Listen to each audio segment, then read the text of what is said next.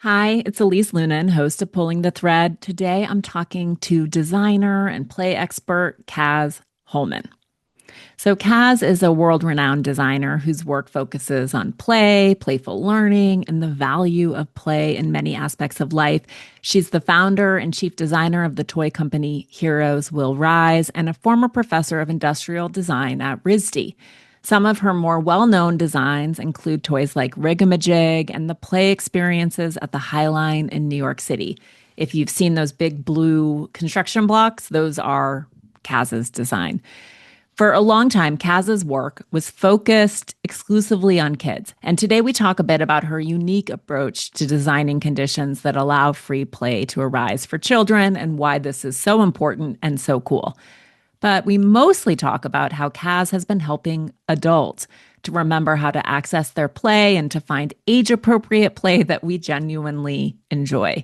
This is the mindset shift that's at the heart of Kaz's book, Playful: How Play Shifts Our Thinking, Inspires Connection, and Sparks Creativity. As part of all of this, we talk about why Kaz is shifting away from problem solving and an alternate meaning for figuring things out. Kaz explains a name by function exercise that you can use anytime you're trying to figure out what your goal is. And she gives the example of a dinner party. We also talk about how it can be fun to notice and break norms. Kaz's approach to the inner critic, or what she calls our adult voice, and the upside of resisting the inclination to only continue doing things we're really good at. Guilty. I think Kaz's approach to play is essential medicine for our times. As she says, play can be a way for us to find each other, care for each other, remember we're human, and keep on keeping on. So, on that note, let's get to our chat.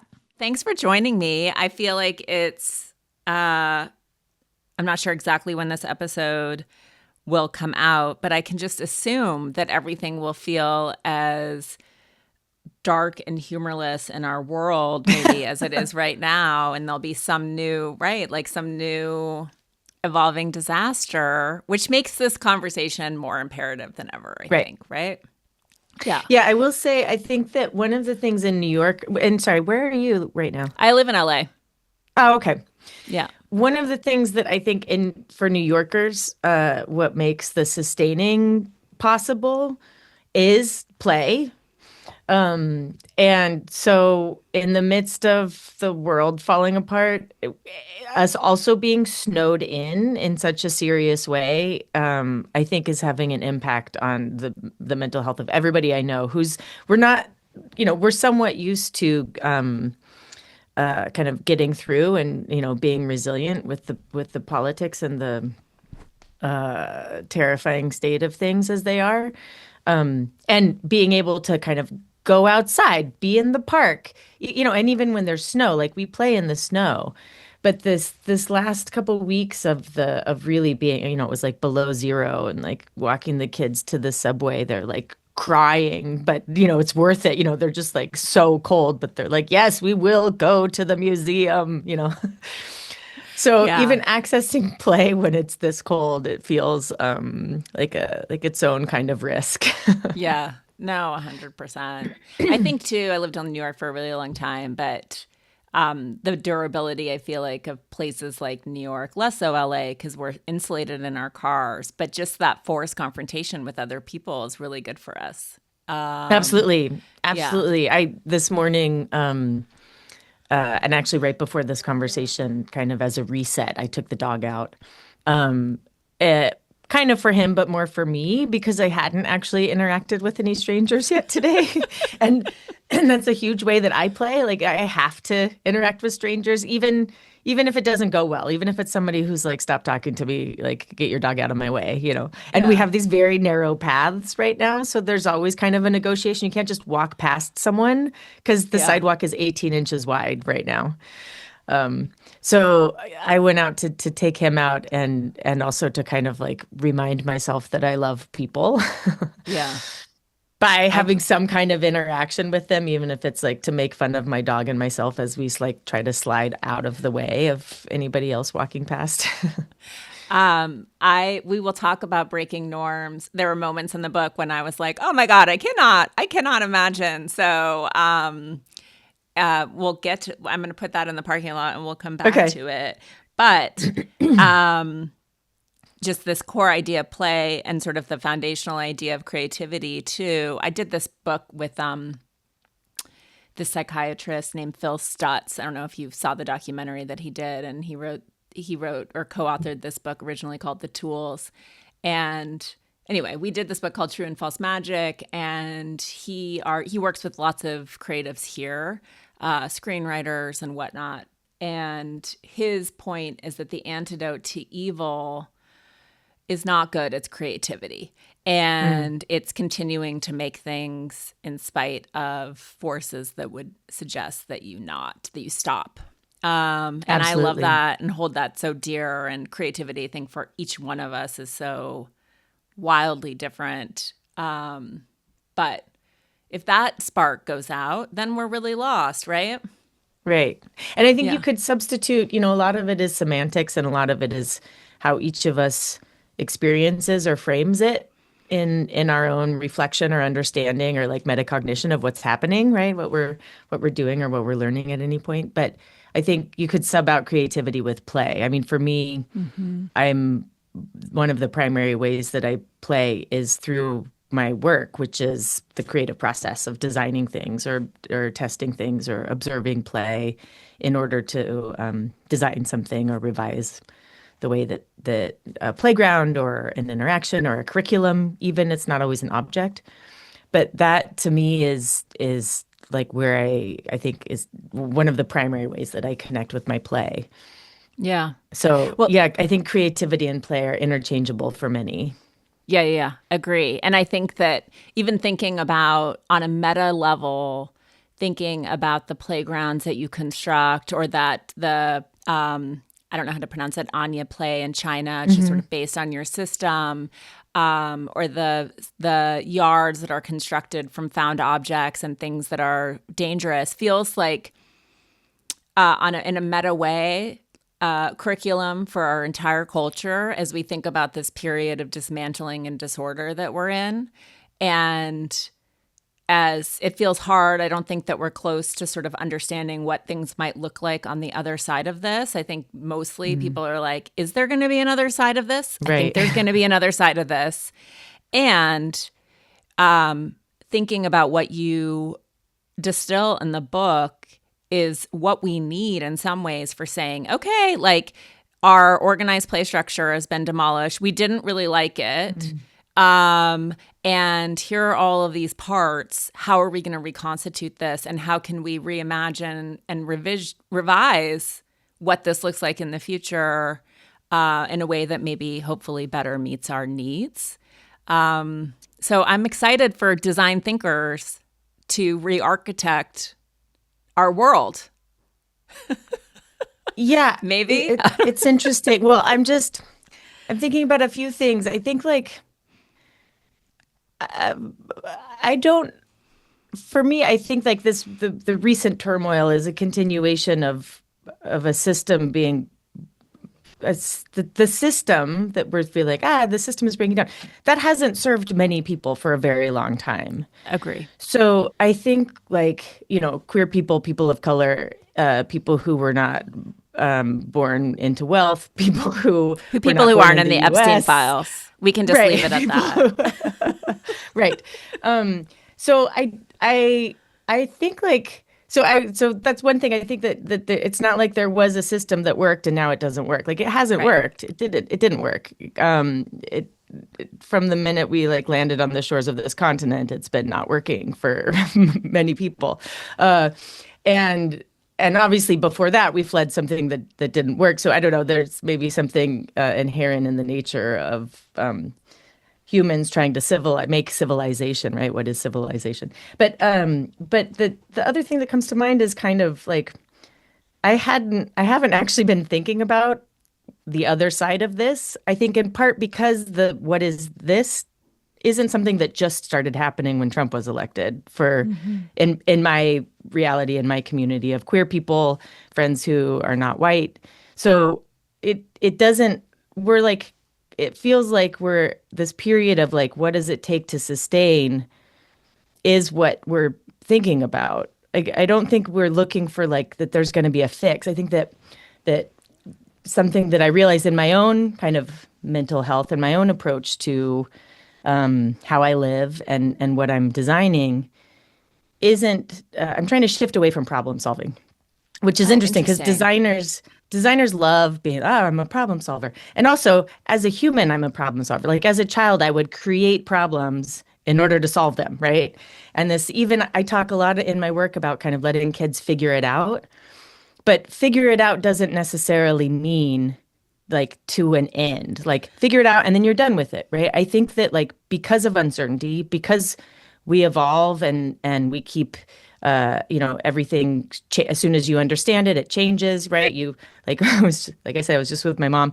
She understood her phone and then there was an update and now her phone is confusing again, right? So there's like if nothing else, we have to embrace learning and love learning Yeah. and expect things to change so that we might understand that operating system, but what we really need to understand is how to understand a system, right? How to Yes. learn.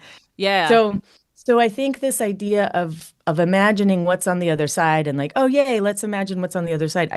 I haven't even gotten that far. And I think I don't think it's just because it's so intense to be in it. I think it's because I don't I a little bit think that I would be kidding or we would be kidding ourselves to think that this is just going to end. Hmm. Which sounds super bleak, but it's actually just saying like uncertainty is the Baseline reality. normal. Yeah, yeah, yeah. Yeah, it's much 100%. more dramatic. It's very dramatic right now in a way that is really like impacting entire there's like a global impact that's very visible in part because of media.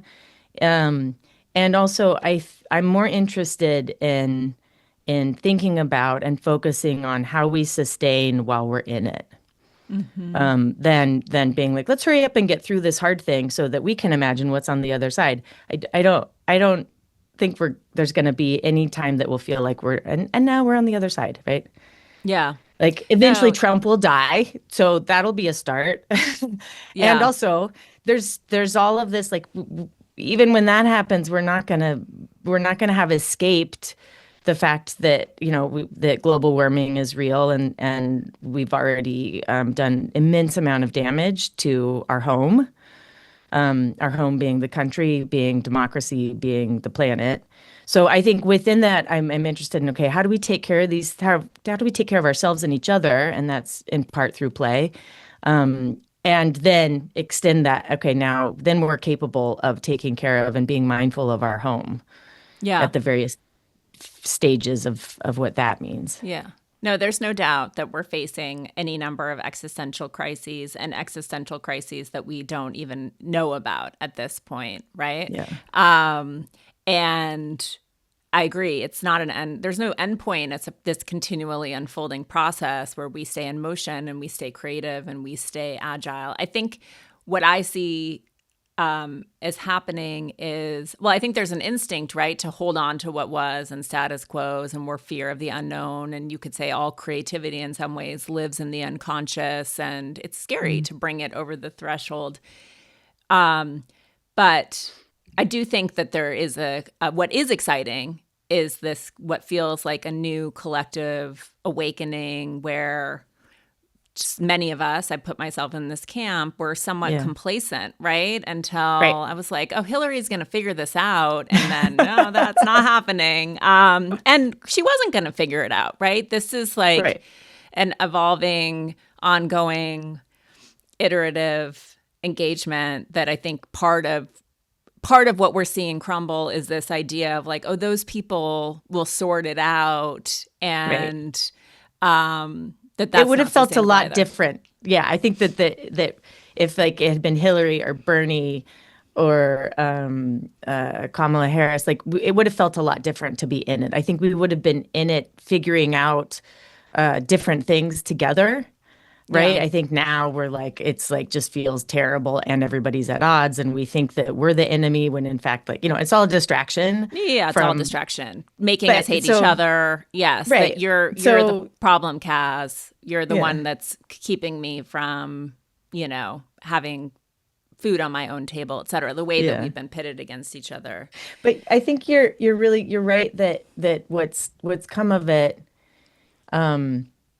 And I also want to come back to like the value of hope, right? And the Mhm. importance of maybe we're not designing for or waiting for what it'll be on the other side of it. But I think like imagining what it could be and remembering that it doesn't have to be like this is also a huge part of getting through.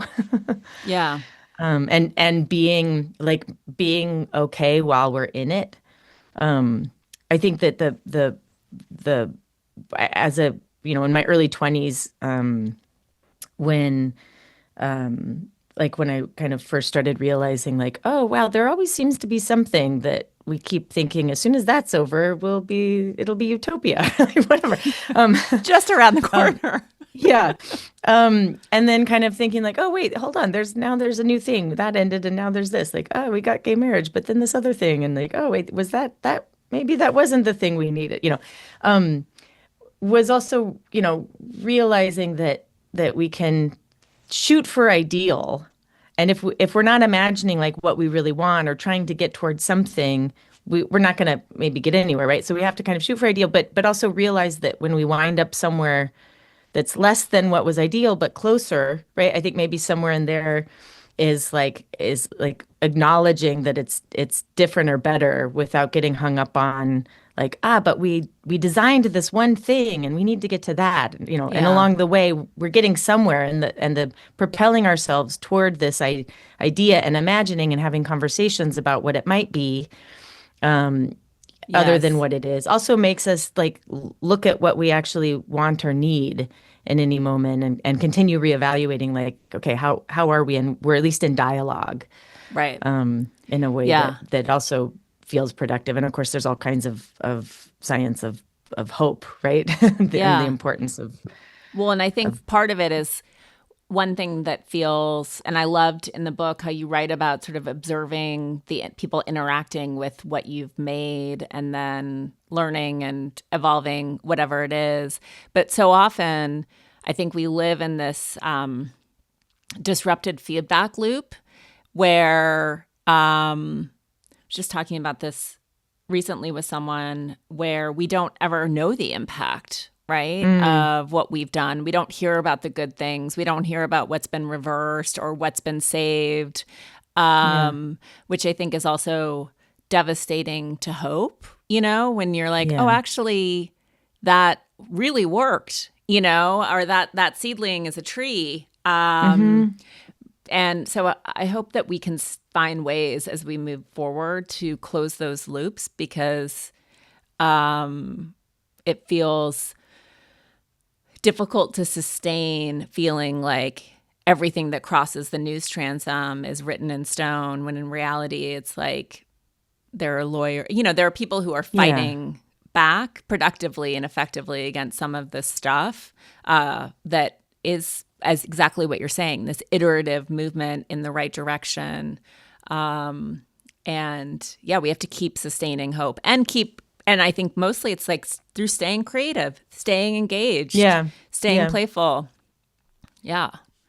Yeah, absolutely. The anytime that I get a chance to observe, and in some cases it's built into my project, like the exhibit I did for the Queen's Museum that was last spring, and it was called Prototyping Play. And what was fun about that process, as well as the piece itself, is that it assumed that we were going to learn from it and change it as we went. And that had a little bit to do with budget. We kind of there wasn't time or budget to do a lot of like prototyping and revising. So the prototyping was the process, so the what we put out on the floor to open the show, was something that we had tested with kids, in bits and pieces, but it was a large, 20-foot by 30-foot, two of these 20-foot by 30-foot drawing pads on the floor that, people kind of danced around on with these big crayon drawing tools, which were kind of often, imagine like a broom with crayons on the end, right? So you kind of, through moving, were making marks on the floor. And there it would have required a whole different project schedule and budget to kind of test that before installing it, which typically I would. But so we prototyped bits and pieces of it to see how children interacted with them, and does this work, right? Is it engaging? Will a child play with it for more than 20 minutes? Which is a pretty big win, really. I think, and so that project was fun because it assumed that we were going to be observing and learning as we went, right? And in most things that I design things that are for other people to design with, right? So the child, or often if it's a workshop, they're adults, but I kind of create the conditions for free play to arise, or I may create the conditions for collaboration in free play to arise. If it's in the case of when I work with kind of business leaders and design teams, depending on what they want, like, we need to understand each other. We're all kind of disconnected right now. Let's do a workshop that helps will you help my team connect? And so I'll create the conditions for kind of specific types of collaboration, or I'll like create friction so that communication has to happen, which is not typically what we think of designers doing. Like I will design a way that there will be conflict, but it'll be conflict that will come up in the process of play, and in particular with children, so that they are really incentivized because they want to keep playing, or they may not really even notice or have called it conflict, but it'll be a moment where there's not enough resources, so they have to share, right? So typically, as designers, we think like, oh, well, give them more. If there's conflict and they there isn't enough, then let's just give them more of that nut or that bolt. But then they don't have a chance to kind of say like, okay, hey, are you done with that? Like that thing looks like it's already built, or can we revise that so that I can use two of those bolts? Do you really need the third tail on your dragon? Can I take that board and use it over here?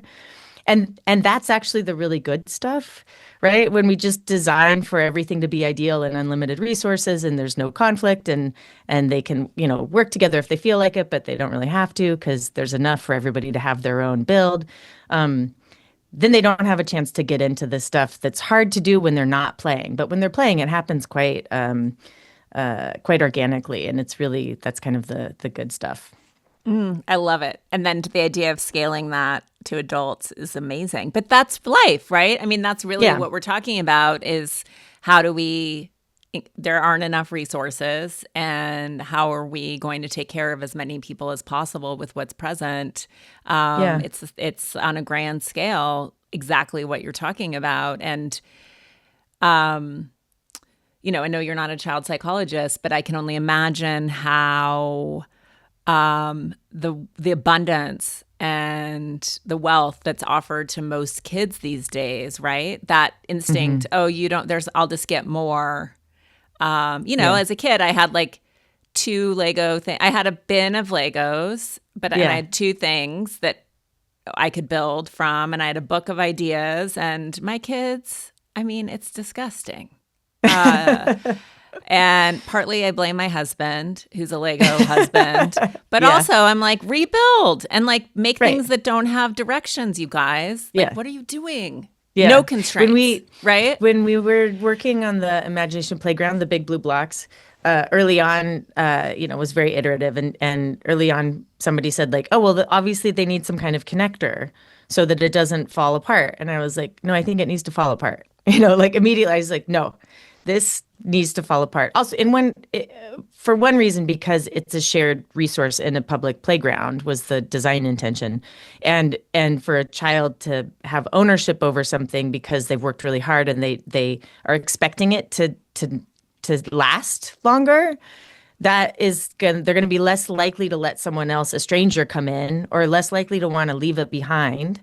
Right. Yeah. Whereas if they know that it's like somewhat ephemeral, it's like it's there for as long, and part of the fun is when it falls apart. So they're not building something with a sense of permanence. They're building it knowing it might fall apart. And when it does, then that's part of the fun, and they get to rebuild, Yeah. I think the assumption that like if a child works really hard on something, it has to last forever is actually like it's the opposite. What happens when they work really hard on something knowing it's not going to last forever, and let it fall apart and let it evolve into something else. Yeah. So that was a really interesting process of of gauging, how can the design, how can the literal shapes of these parts facilitate the type of play where a child will be invested and want to keep playing with it, but also, be comfortable when another child walks up and wants to add to it, or leave it behind. I observed many, many times in museums where like children, they don't want to, especially with Rigamajig, because it's like it does have connectors, so there's nuts and bolts, and they would love the process and be there for over an hour. And I heard so many stories from parents who were like, well, now what? Like, how are we gonna pull them away? Or they'd want to go back and check on it to make sure nobody messed it up. So we made posters with language about like letting it evolve, and parents how to talk to your kids about that they worked hard on something and someone else is going to come and change it, and also they get to walk up to someone else's design or someone else's creation and add to it and change it. And you can be invested in something without owning it. It doesn't have to be yours. It's Yeah. everyone's. It's yours and it's everyone's. But a lot of observing and feedback from museum directors and teachers saying, "Hey, Cass, what can you design to fix this problem of kids not wanting to leave their creations behind because another child will change it?" And I was like, So I mean, I'll fascinating. take that on as a design problem, and also I think that that's a cultural problem. Really, I think Yeah. that that's a how life works problem. So Yeah. this is actually a learning opportunity, and adults too.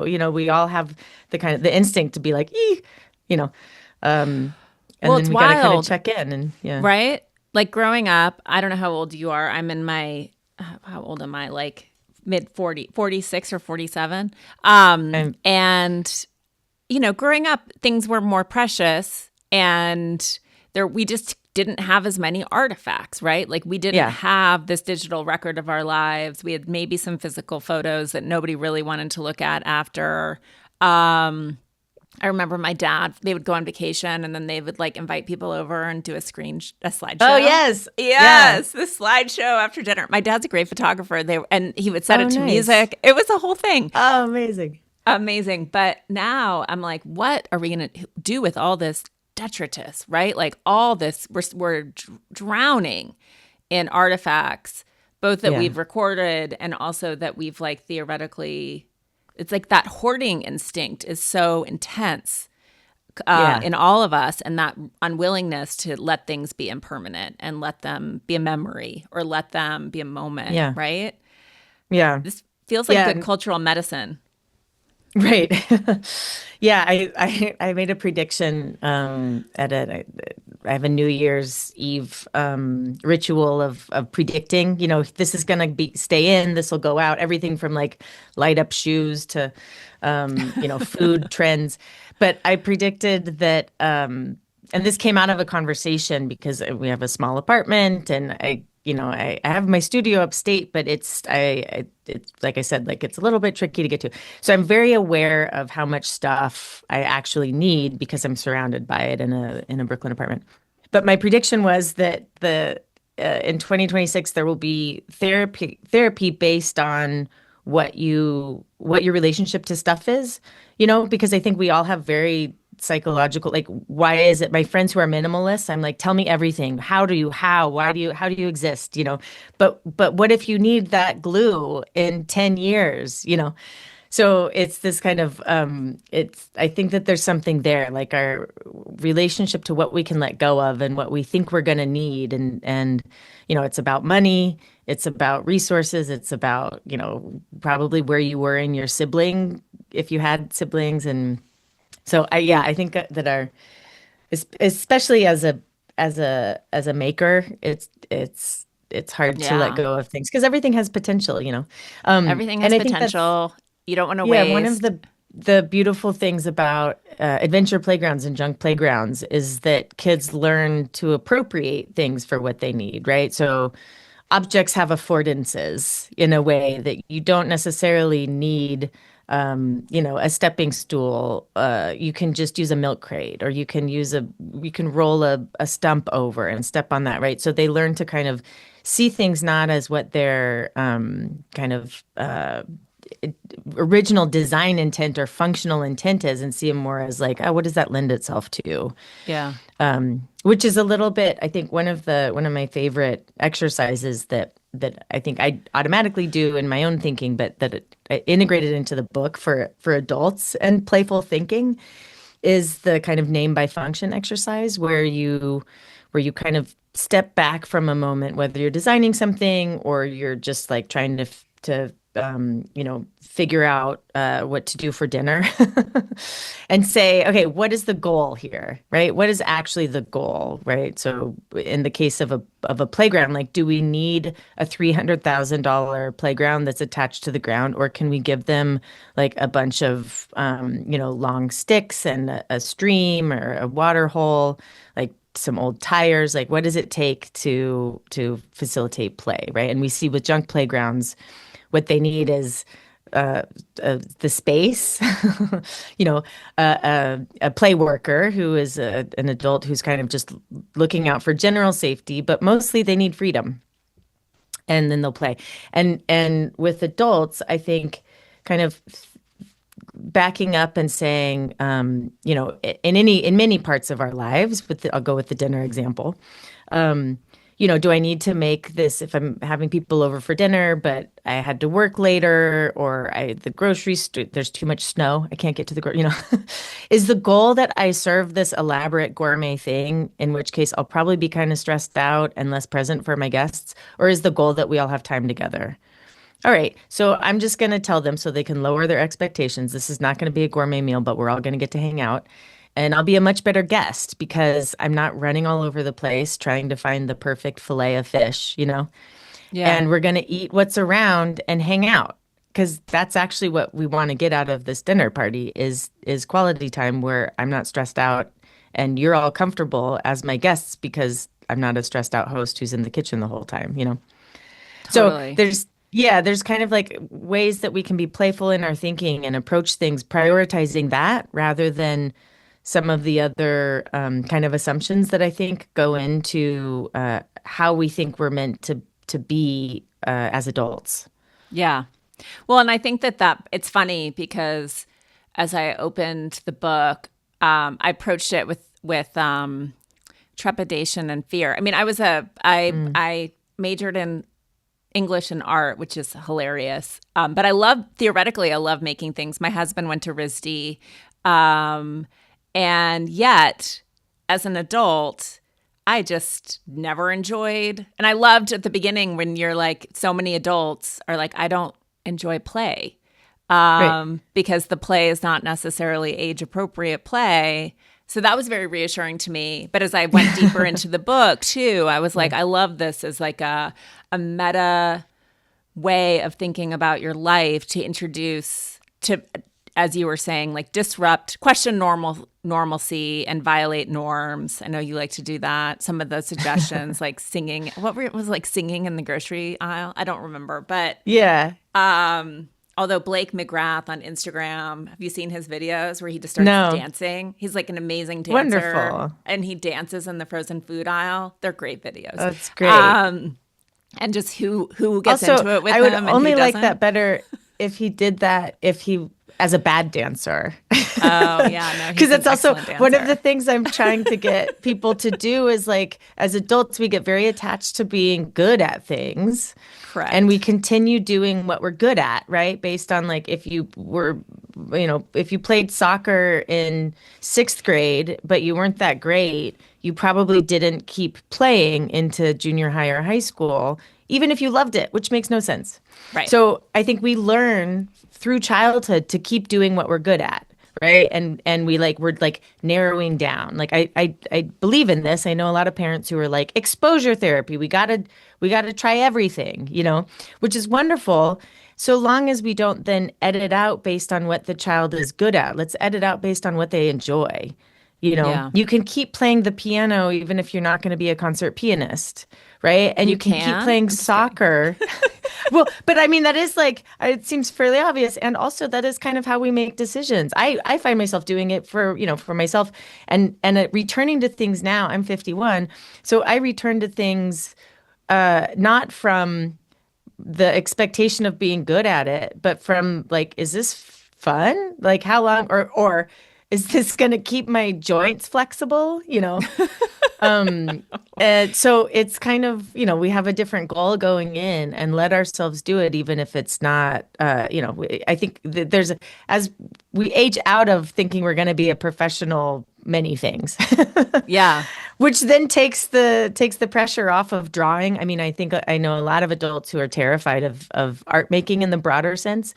And I always try to kind of separate like what is art making from creativity. You can still be a very creative person without, kind of making art per se.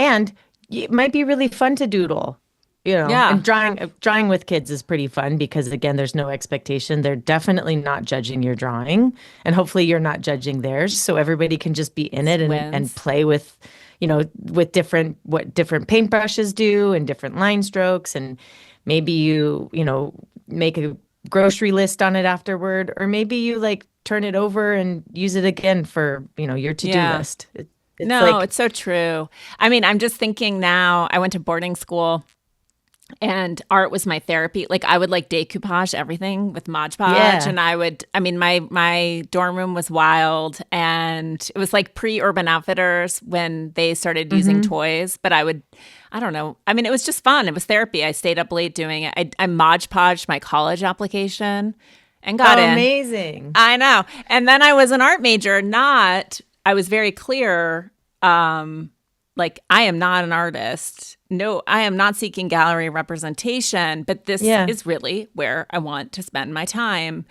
in the dark room or painting. Not because I'm very good at it. Technically, I was quite terrible, but I thought it was fun. That's And wonderful. Well, and yeah, also, you were representing yourself in a way, right? So if yeah, you decoupaged your portfolio or your submission, you were like, here's who I am, right? That was yeah. a way of you saying like, I'm more than words on a page. It was But also, I risky. love that you were like, I'm words on a page and also some color. I mean, I think that an English fine art major makes perfect sense. Yeah. Yes, So exactly. that, It was like two yeah. different parts of my brain, but I spent more time on art than I did on English. But yeah, and I reading your book, I was like, oh God, I gotta pick up my embroidery. I like making things. I think partly I married an incredible crafts person Hmm. and have sort of fled the Deferred. scene, Yeah. deferred. Yeah, yeah, to him. But it is Yeah, so it's funny healthy. the pressure of beautiful craft is beautiful. I mean, also having been a professor at RISD, I had to the first year that I was there, I came in with a great, I'd been designing playgrounds and play spaces and had my own art practice, but I never considered myself kind of a craftsperson or an artisan, and RISD is very rigorous in the crafts. And at some point, I had to teach a woodworking class, which was wood one. So there was planing and carving. And I was like, oh, I can whittle, like, wait, what? And so I had to take the class. I was sat in on another faculty's class and learned from him on Tuesday so that I could teach it on Friday. And I would always say, like, I'm a designer who uses wood. Like, I'm not a woodworker per se. I'm a designer who uses wood. So we had the skills, but in a kind of different context of like, let's just see how these are going to be useful, in our processes in a broader sense, not just to make like this really incredible joint out of, the perfect section of this chunk of walnut. Yes. And it was kind of like we're going to learn these skills and have these tools on hand so that we can use them however we want to, or even misuse them. But it's funny. I think that again, this is why I kind of embrace the tinkerers. And maybe you arranging your room. until late at night. Like that was play. Like you were intrinsically motivated. Something inside of you was like, do this thing, it'll feel good. And probably if you hadn't let yourself do that, maybe it would have been harder to write your paper, or you would have just like not felt as good the next day, right? So Yeah. anything that you're kind of intrinsically motivated to do into adulthood, if you can let yourself keep doing that and understand that it's not about efficiency. It maybe isn't seen as productive. I think efficiency and productivity are like really have a very unfortunate impact on people letting themselves play. This Yeah. farce that everything we do has to either be efficient or productive in some way. And then I can also frame it as productive. I can say like, okay, if you don't let yourself play for a couple hours, you're not going to be able to actually like find the point of the paper you're writing, or Yeah. you're not going to understand the conversation you're about to have if you're not in in yourself the way that you would be if you let yourself dilly-dally for a while. Go, watch some birds or tinker with your plants. I tinker with my plants quite a bit. And so I think that's where like there's kind of I try to like parse out the crafts, like the beautiful craftsmanship, for whom many people that is play. But it doesn't have to be at that level in order for you to let yourself do it. Yeah. I'm just laughing thinking about my husband, Rob. We have a house and then we have a carport, which is more or less his shop. And Yeah. for 5 months, speaking of craftsmanship, he's so compulsive, but he has been making Daft Punk Halloween costumes for the family to the point Oh, of like figuring out the perfect. exact right chrome paint, et cetera. I mean, they will be amazing. But yeah, that's his version of play. I mean, it makes him so Yeah. happy. And it is theoretically Wonderful. an incredible, it is not productive and it is not efficient. Yeah. And yet it's like, I think a pillar of his mental health, right? Absolutely. And Yeah. I wonder if finding the perfect word, or like asking the perfect question, is your equivalent of that, like matching that red, or like, Yeah. what might seem obsessive to an outsider, whereas you're like, no, that's not the right word. And somebody else is like, what? Like, what, do you need a thesaurus for everything? And you're like, yes, we Yes. do. We need to know the Like, that's etymology of not every quite word. right. Yes. You're crafting an idea using words as your materials. So, of course, every single word matters. Yes. No, I love that. And I think that one thing that you do so beautifully in the book, and I think, and hopefully people who are listening are getting too, is that often you hear creative and you think, oh, a craftsman. But that there are these incredibly creative finance people, incredibly Hmm. creative teachers, certainly cooks, whatever it is, that it's not it's a quality, an ephemeral quality, not a product Hmm. that requires, yeah, disrupting norms or thinking about how you might do something differently, or that goal, or like, that's Yeah. something that belongs to all of us as Yeah. humans. Yeah. I think also one thing that happens when people if when the story of oneself is that we're not creative, or if we may not say we're not creative, but we don't think of ourselves as creative. Correct. I think that there's a certain amount of judgment in that, where part of what might keep someone from doing something weird or different is the fear of judgment. And so we spent a lot of time. My co-writer Lydia Denworth is a science writer, so she did all kinds of fabulous research to find, and back up neuroscience and psychology, a little bit of anthropology in there around play, what we know and what we found about adults in play, and then trying to apply that to who we are now, and what is the world? What are the conditions? What is the world that we're trying to play in as adults? Um, and and oh, I lost where I was going with that. Sorry, hold on. Judgment. Right.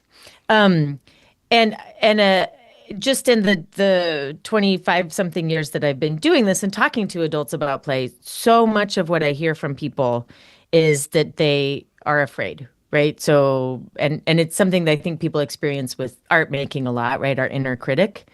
But that's also the voice, I call it your adult voice. So when you're in the grocery store and your favorite song comes on and you're just like, it's Friday afternoon and you're excited to, go play with your, friends this weekend, and your song comes on and you might like kind of start to dance and realize like, I'm in public, I can't do that. People will think I'm weird, or like I'll look bad, or I'm a bad dancer, or no, I need to be efficient. I have ice cream in my cart. Whatever it is, for whatever happens when your play voice just like is like starts to make you move, and then your adult voice is like, don't do it.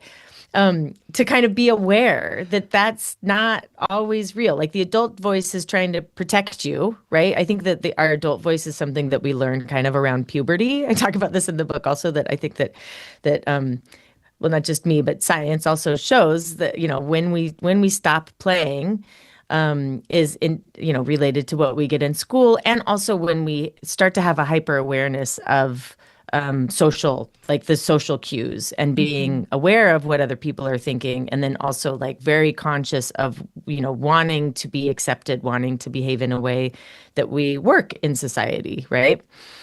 So there's an assumption that if you behave strangely, you won't be accepted, right? So that's your adult voice trying to protect you from rejection. And also, it's maybe gone a little far. You can Right. dance in the aisle and still be safe and not lose any friends and probably not get fired. Um, and the people around you might really appreciate it. So I found and kind of retold stories of people who kind of made that first brave step into playing in public, or doing, yoga at the airport. Feels like not that complicated, and yet probably 90% of people at the airport would really benefit from yoga. And how often do you see it, right? Right. So that felt like something where I was like, this seems kind of like not that revolutionary, and yet it would make a huge difference, and we don't do it because we have this adult voice that says you shouldn't. There are no signs in the airport that say don't do yoga, Yeah. But we Yeah. perceive there to be.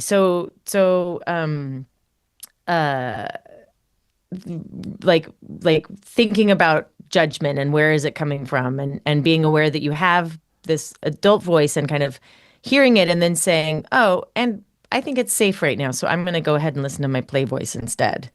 Or, cost benefit analysis. It's a little bit of a risk. Maybe my pants, will get a little bit wet if I go lay in the sun in the grass. And I think it's worth it. So I'm going to go lay in the sun in the grass. Yeah. Yeah. It is true, though, when you start thinking about norms and you're like, why is that? Why would that be weird to do a Hmm. downward dog? Like, we watch people work out all the time. It's not like something that Yeah. we only do in the privacy of our homes, right? Well, yeah, like gyms have these huge windows. We're supposed to be watching people work out, but only in that one building that's Context. specifically a gym, or like only when you're wearing the right clothes. Like, oh, I'm not allowed to move my body if I don't have four-way stretch on. You know? Yeah. And also, I'm like, is it that we'd perceive an airport floor to be filthy? I'm like, gyms are filthy. Like the whole thing Yeah. is, yeah, Yeah. it's an interesting, It's yeah, nice. I love the moment, speaking of pulling the thread, when you pull the thread and everything just comes untangled, and then you're kind of left with like, cool, great. I'm on a stretch because my body feels weird. yeah, totally. Um, well, and I think it goes back to sort of where we started at the beginning of the conversation of like when all the norms, when all the institutions are dismantled, and then there's a wrecking ball to not only the East Wing, but other parts of our world or the structure, Right. like what's left and what's important and what can we resurrect, and then how do we change it, and what's the next iteration of this as we move forward, knowing that this is impermanent too. I think that's the other big Hmm. lesson has been, God, we really were so certain, right, about how the world worked and how things would move going forward, and all of those things are being tested and proven to be otherwise, which we can either be scared. I don't know. I feel like there was research in the book too about like how hard it is to play when you're scared, right? Right. Or, Yep. you can manage the internal fear, help each other do that, and shift into Yeah. play. I Yeah. think the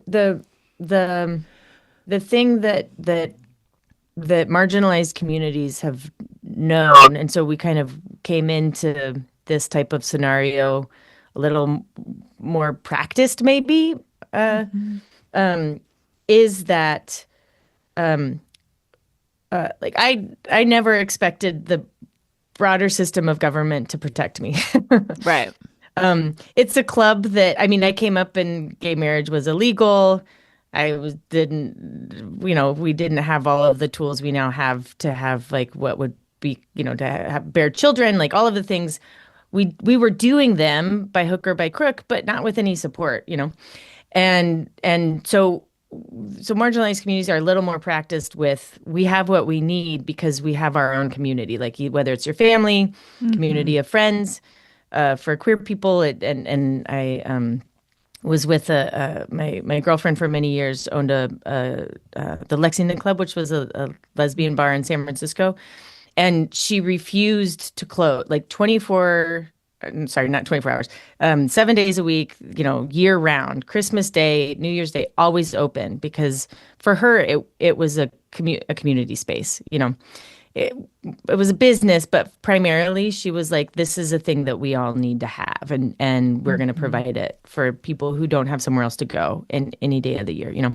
So holidays especially were a huge party at the bar, whether or not you were drinking, because it was a space we needed for community So and play. beautiful. That Yeah. that not only was, so we play. And so coming into this, like, I think it's a huge bummer. And we also need to, a broader support system that theoretically our tax dollars is meant to be providing.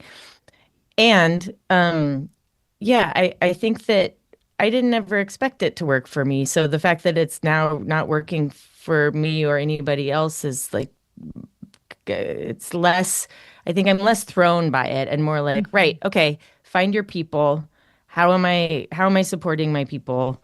You know, how and look around. What can I do with what's here and what can I do for who's here? And find the people that I'm afraid are going to get lost in the cracks, who aren't reaching out or who don't, have as strong a sense of a community. And make sure that there's mutual aid and care, and like we do continue to play Yeah. Yeah. because it's also how we like find each other in these times, and remember we're human. I love the I wrote a piece in the for the Guardian about the role of play as protest, and that what we saw in Portland, Yeah. right, with the frogs and the music, and even with like in Minneapolis, like there's people playing music outside of ice centers so that they can't sleep. I'm like, Sleep. I oh, this know is the creative. Yeah. saxophone or not, no, the tuba. I can't remember. Yes. Yeah, just Amazing. being loud, like, right, yeah, they're making everyone's lives uncomfortable. Let's make their lives, so Yeah. so being playful in the approach, also to kind of like undo like these weird narratives about who we are, and saying like, you actually don't define us. We're gonna keep being who we are, and fighting, but we're gonna fight in our own way, in a way that's sustainable for us, which I think in many cases has to involve play. Yeah. Well, and I think we've seen through the requirement of these times, but also incredible creativity within communities in terms Mhm. of like knitting together systems of support Yeah, kind of overnight, right? That then are yeah, models for other communities across the country. And then in those moments when your community is not under direct threat, making sure you really can play, find joy, so that you're resourced, yeah, that not that's so imperative, right? To sort of yeah. collective resilience. Yeah, and that maybe that again in the kind of rethinking the goal sort of thing. Also, in there is kind of reframing success, which Hmm. maybe brings us back to the beginning of the conversation, where I think that like success doesn't look like overthrowing and then everything is a utopia. Success Hmm. looks like we're gonna be able to sleep and show up tomorrow Yeah. for whatever tomorrow brings. And so I think also like you could describe that as like managing expectations. Like this isn't gonna make it go away. Like I keep hoping that, like I keep hoping like, oh, this is such a strong showing. He's going to give up and pull everybody out of Minneapolis.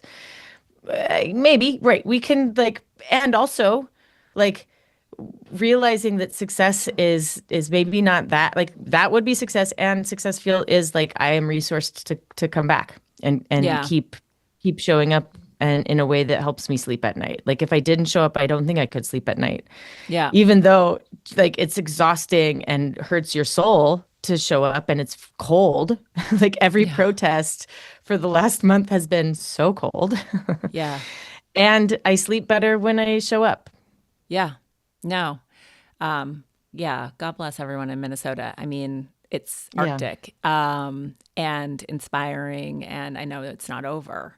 Um, well, this was so Yeah. fun. And I know it's interesting. I wonder if the book. I mean, this is exactly when we need the book. But I think about like there were when we were talking about the book, and we've been writing it for over 5 years, yeah. and and there was a moment when we could have pushed and launched it before the election. But it could have used a little more finessing here and there. And also we were like, will anybody want to talk about anything?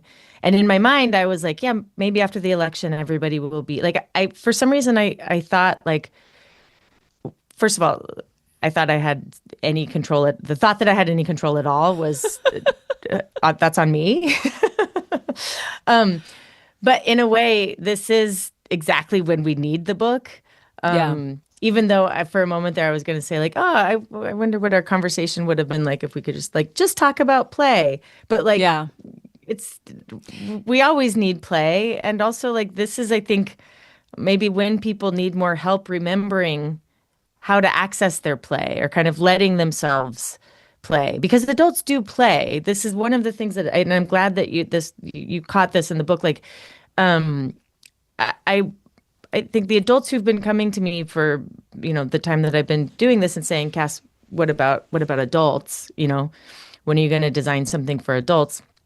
And, for the first decade, I was kind of like, get some therapy. I don't know. We don't, I don't think it's in the design. And then I kind of took it seriously and was like, okay, this is the reoccurring. As much as I, love children and designing for children, like I also love adults. Like, why don't I shift my attention there for a second? And what is it? What do we need? And I knew it wasn't a design. I know that, I, of course, like as a designer and my design ego, I'm like, oh, I could design a thing that would be great for adults. And it would not matter as much as the mindset that an adult brings to play. So no matter regardless of how incredible my or somebody else's designing for adults to play is, it's still about the individual. And so this was kind of my attempt at, shifting a mindset so that adults can find their own play all around them and not need to go to some, there's a whole universe of kidult toys right now, which are, fun, and there's nostalgia in there, and puzzles are really satisfying. Even three-dimensional puzzles, immensely satisfying. Follow instructions, you did it right, it's done, complete. Like there's so much meditative play in that. You're using your hands, which is wonderful. Maybe you forgot to look at a screen for a while. All of that's great. But my hope is really that adults will in reading this will realize that you probably are playing in ways that you could lean into a little more. Let yourself watch the birds, like recognize that as something that you're getting an immense benefit from, and like buy the binoculars. Just do it, or like don't I'm on the subway, most people look at their phones, and when I say, whatever's in there can wait, and I'm probably not going to find what I'm looking for anyway. When I look around and kind of like hang out and people watch, I feel so much more connected and safe in the Hmm. place that I live by kind of remembering and like observing the people who I live around, Yeah, which is not to be underestimated, totally. And people are fascinating. Yes, Yeah. very. We are funny ones. Yeah. Well, thank you for your work. Thank you for your book. Hopefully people feel slightly inspired to get out there. And yeah, I mean, I think it's essential medicine, particularly now. It might Yeah. feel really far away, but we need it. Yeah. Thank you. Yeah, Thank thank you. It was you. really nice to conversationally play with you. Yeah, that was fun. I know. I'm excited for whatever you do next. Yeah, I have a few kind of object toy projects. I've got a couple playgrounds for schools that are being built. Um, and I'm more than anything hoping to get my studio up and running, which is kind of an adult camp. Oh, fun. Yeah, someday. Someday. What are you working on? Are you researching a new book or I have a new book. It's with my agent, and it goes to my editor theoretically in a couple of weeks. So I'm in that period where I'm like, have you read it? Have you started oh, it? can Are I you ask finding what it it's about? so propulsive that you can't put it down? And that's why I haven't heard from you. Um, it's about polarity, binaries and polarity and shadow, like the Jungian idea of Oh, shadow. So essentially, um, it's looking at how it shows up in our culture in different ways and why we get polarized and why we get so oh, identified cool. as one thing, Right. or as being against something else. Whereas really like the creativity is in the synthesis. It's in sort of like the transcending and including and Oh, creating beautiful. something new, like that third way of I'm not going to be oppositional. I'm going to be, Right. yeah. My So, I my father, who has disowned me for the record, oh, when yeah, he's a strange, complex person, but he was a crystal healing Republican in ways that I really both was like kind of bummed that he had to be so Republican about it, but like he had like taught me how to talk to literally like we would had talked to ghosts and we talked about like healing flows of energy and amazing. he kept crystals and magnets around and was a border patrolman Wild. for my whole childhood. And so I feel like I have such an appreciation. Like I always really respected them for that because it made no sense. Yeah. But also like why not? Why doesn't that make sense? Like who says that you can't, like one doesn't preclude the other and like he found like he was his very own person in a way that relates to who I am, I'm sure in a lot of ways, not ones that he could like respect, unfortunately. Yeah. But that's, I think I'm like excited for your book to like maybe have a new lens on some of the ways that is like, I, I, I, I've like been thinking about that and like there's tribe, maybe, like the tendency to like need a tribe or step into a tribe in order to like make the story you have of yourself make sense or Yeah. Make it align congruent. yourself with Yeah. something that's like legible to others. Like the legibility part is interesting. So I'm excited for your S- book. Thank you. I'll send you a copy when it gets to that Oh, point. yeah. Okay. Have a Wonderful. great day. Oh, Thank yeah, you. you too. All Bye right. bye. Bye.